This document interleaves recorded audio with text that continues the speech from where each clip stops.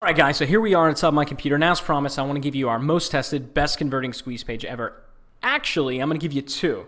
The squeeze page that you see in front of you right now is actually my highest converting squeeze page of all time. I'll tell you why in just a second, but let me tell you, this is not the most tested squeeze page. The one that I'm going to show you next is the one that has been tested and proven to work across the most markets. But this particular squeeze page right here in some markets pulls better than anything else I've ever seen. And oddly enough, it's because it's the shortest one that I've ever tested. As you can see, it pretty much is just made up of a headline that makes an offer, a call to action, and an email opt-in box. That's it. No bullet points, not even a picture of the lead magnet, the report that we're giving away in exchange for the opt-in. Nothing. Just a simple, you read it in 5 seconds, you make a decision on whether or not you want it, and that's that. From cold traffic, this squeeze page converted in excess of 70%.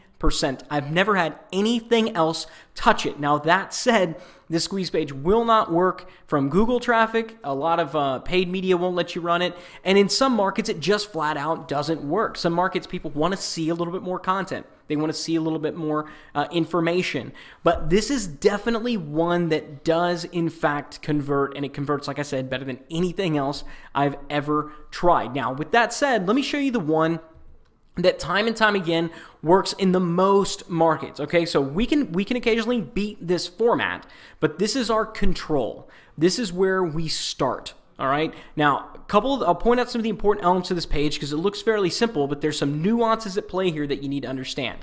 Number one, obviously you need an attention-grabbing headline. In this case, download your complimentary Forex trading cheat sheets. That's a good attention-grabbing headline. It makes a promise. Now, you may be interested to know that we tested complimentary versus free and complimentary won. Does that mean that complimentary is going to beat free in all instances? Nope, but in this case, it did definitely beat it. Right next to the headline, we have got an image of the lead magnet, an image of the thing that we're giving away for free. And we also say here that it is free. So we got a little starburst that tells people this is free. Right below that, we have a horizontal opt-in bar. Okay, a horizontal opt-in bar. Now, I know a lot of times you see the opt-in bars on the right-hand side and they're going vertically. In this case, what we found to work the best time and time again was a horizontal opt-in bar where essentially you've got an arrow saying get this report now for free. So you got the call to action, an email opt-in field, and then the button right next to it. Get instant access is what is consistently tested the best. I believe Evan Pagan tested this years and years ago. It's still time and time again, get instant access is the highest performing opt-in button. You can see we got the orange button on blue text. Again, highest converting color combination. And it just flat out works. But I'll talk about, when we talk about iPath in just a second, why I believe the horizontal opt-in bar tests better than the vertical one. Here's a quick hint. It's interrupted. You can't miss it. It goes all the way across the page. Moving down, we do have some copy with some bullet points, but as you can see, it's very, very, very short form copy. So it doesn't go on for a book. We certainly didn't write a sales letter to generate the opt-in. We've tested that in the past, and it never works as well as short form copy. All right. When you're just trying to get the opt-in, you don't need to sell it that hard. And the longer that you make it, you're going to have some people who say, oh, I'm going to go ahead and read this and then decide if I want to opt in. Don't make the decision that difficult for folks. Just go ahead, get in, boom, have some nice punchy copy, and get out. But the other thing that we like to do, now if you notice going down the right-hand side here, we have images of the lead magnet. So in addition to getting this report, they're also getting a video. Now, anytime I'm giving away a video as a part of a lead magnet, or even if we're giving away a report, what we found in our tests, and there's a lot of different pieces of software and application that you can use to do these type of tests, but what we found is that people were coming to the website, and for some inexplicable reason, they were clicking on the images of the lead magnet. So they were clicking on the video, expecting it to play here. They were clicking on the report, expecting to be able to download it just by clicking on it. So we thought, what's a way that we can take advantage of people clicking on these things? So what we did is we added what we call a JavaScript warning pop-up. All right, so when you click on, and I'll go ahead and throw in an extra video that shows you guys how to do this in kind of the, right along the same page where you saw this. But basically, when you click on an image, all it does, I know you've seen these before, is it pops up a warning image. And we decided to be somewhat playful with it. It just says, whoa, easy there, trigger, enter your name and email address in the box to the right of the arrow. So we're being very descriptive. In the box to the right of the arrow and click the button that says get instant access to watch this video. If you click the other one, it's the same thing. Whoa, easy there, trigger. Enter your email address in the box to the right of the arrow and click the button that says get instant access to download the report. So rather than wasting a click, right? You've got users that are taking action. They're doing something. And instead of just having them click and have nothing happen, have them click and have an additional call to action, okay? Have them click and have an additional call to action. Similarly, and another way that you can improve upon this is you can see we have captions beneath each image. Now, next to the headline, the captions underneath images are the most read part of the text. I'll say that again because it's very, very important. Next to the headline, a lot of people think it's the PS, but it's not true.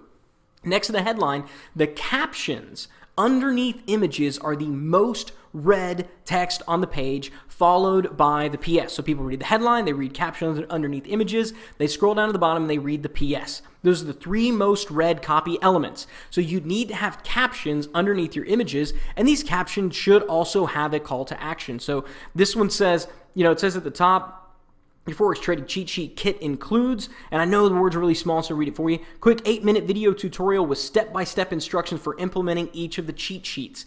Now, what we should have next to that is, fill out the form below for instant access to this video. So since the caption gets read, include a call to action. Everywhere where people are reading, have a call to action. In the same way that we capitalize off of people inexplicably clicking on images, and we put a call to action there, you have calls to action in the captions. So there's the JavaScript warning pop-up. We talked about that. We talked about compelling captions underneath the lead magnet and a below-the-fold opt-in form. All right, so a below-the-fold opt-in form, and we're going to talk about that in just a little bit. But a lot of times I'll see people with great opt-in forms, and they'll only have a great squeeze pages, and they'll only have a place to take action at the top. And that's great. You do want to have your primary opt-in element needs to be above the fold. Okay, you want it above the fold. You want people to be able to take action without having to scroll, because most people won't scroll. But for the people who do scroll, for the people who do read all the way down to the bottom, you want them to be able to take action there. You don't want to have to scroll all the way back up. So let me show you how this works. The key is, and one of the reasons this is so amazingly effective is iPath, okay? iPath. Here in the West, all right, people read left to right and top to bottom. That's the reason why, if you look at the iPath of this particular squeeze page, it follows and it flows all the way down to the left, down to the bottom. So the idea is you begin reading, download your complimentary Forex trading cheat sheets. Then you look to the right and there's a good, high quality representation of what they're about to get. So they read left to right. Okay, I understand what I'm getting. There's a picture of it. Now I know. Now, if that alone is compelling enough to get people to opt in, then that's when they're going to intersect, okay? Left to right, top to bottom. So the very next thing that they see is your horizontal opt-in box. This is why the horizontal opt-in box is so important. You cannot miss it. The eye is forced to intersect it. Therefore, and since we're just asking for an email address, sometimes a compelling headline with the picture is enough.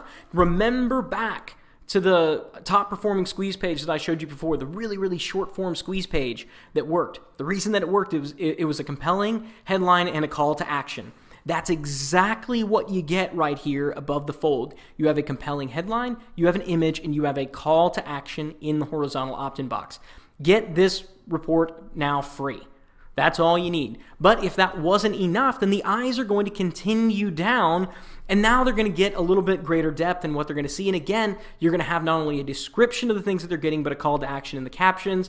And then as the eye continues down, boom, another call to action in the below the fold opt-in. Now, the vast majority of the people are going to opt in without even reading this. We know this from screen capture tests that we have done in our lab. The vast majority of opt-ins that you get are from people who never even read the copy over here on the left-hand side. So in this case, forget the copy. You want the pictures to do the selling. Now, for the segment of your marketplace that needs more text, that needs more information, that needs, they need a little bit more to be pushed over the edge, there's the copy. The copy is there for them that they can read. The Ultimate Trading Shortcut, you get a quick story, you get a quick bullet points.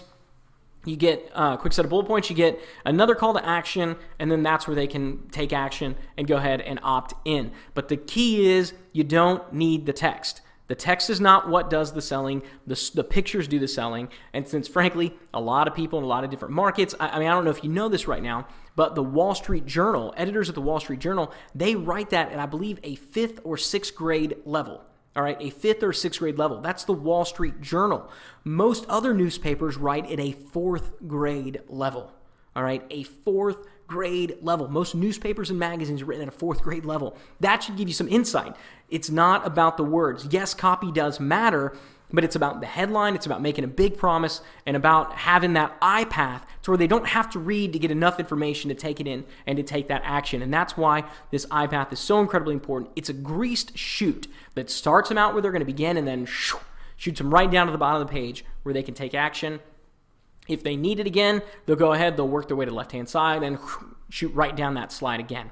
So I highly recommend that you give this squeeze page a test. There are ways to improve upon it. Sometimes pulling out copy, you can have some tweaks. You know, there are different ways you can tweak it, but this is our control. This is where we start, and this is the format that time and time again gets us the best results. Now, you may be thinking this looks good, but it's not going to work if I'm driving traffic from Google. And what do I do if I want to have a squeeze page on my home page, you know, where I want to have content? You know, how do I blend a squeeze page in with content? Well, here is the best tested squeeze page for a home page, or if you're driving traffic from Google, okay? Now, Google changes their rules all the time on what they approve and what they like, but this one, we've got into Google and we've got it approved time and time and time again, and it works. So as of this recording, this is a Google-friendly squeeze page. So here are the elements of it. Number one, a professional logo. When you're driving traffic from Google, they want to see a logo. They want to see a product name. They want it to be branded. Going back to the example that I just showed you a second ago, notice it is completely unbranded. And most of the time, unbranded squeeze pages outperform branded squeeze pages. It's a little bit counterintuitive. You might think, you know, yeah, but the trust factor, wouldn't people want to see some branding? The majority of the time, an unbranded squeeze page is going to beat a branded squeeze page, meaning you're better off not having your logo and not having a header than in having one. But if you're driving traffic from Google, they want to see a logo professionally done, and they want to see that header. So you got to have it. But we like to keep it fairly small. They also want to see some navigation. Again, typically you throw navigation into a squeeze page, you give them any other option but leave or opt in, and you're going to see a reduction in your opt-in rates. But if you're driving traffic from Google, or obviously if the squeeze page is on your home page, you got to have it. So there you go. Now, the big biggie with this is you want to have an above-the-fold opt-in offer, and I want that opt-in offer to stretch completely across your page. Again, don't tuck it over onto the right-hand side. You know, don't tuck it into the sidebar. Have it stretch all the way across your page so that people can't miss it. As they're going down, boom, there it is, they can't miss it. You're going to need to have some additional articles and content, especially if it's coming from Google, but notice that's pushed down below. Push down below a little bit. We also, understanding that reverse type, or type where it is white type on a black background, so white type on a black background, that's called reverse type, that is the most difficult to read. Okay, black on white text, so black text on a white background is much easier to read than white text on a black background. So knowing that, and knowing that we don't really want people to read our content as much as we want to opt in, we had this first content chunk in reverse text. But it's there nonetheless, and for the people who want to get more, they want to see more, we got some additional articles and content. Google also likes to see relevant images, and they want to see those images with the relevant names and titles and all that other good stuff. Again, you need to have an opt-in form below the fold. So for the people who scroll, don't ask them to scroll all the way back up again. And of course, you need to have your privacy policy, your terms of service. Google requires these. You need to have them on your page. This goes also for your normal standalone squeeze pages. So there you have it, guys. I hope you got a lot out of this. I over-delivered a little bit by not just showing you our most tested and most proven squeeze page, but my highest converting one ever that you can key off of, and also a little bit of a bonus, a Google-friendly squeeze page that you can use and how to set up a squeeze page on your home page. And a good layout that's been tested and proven to work. So I hope you got a lot out of this. I hope you enjoyed it. We'll have more good content and good videos like this coming from our Digital Marketer Lab, so stay tuned.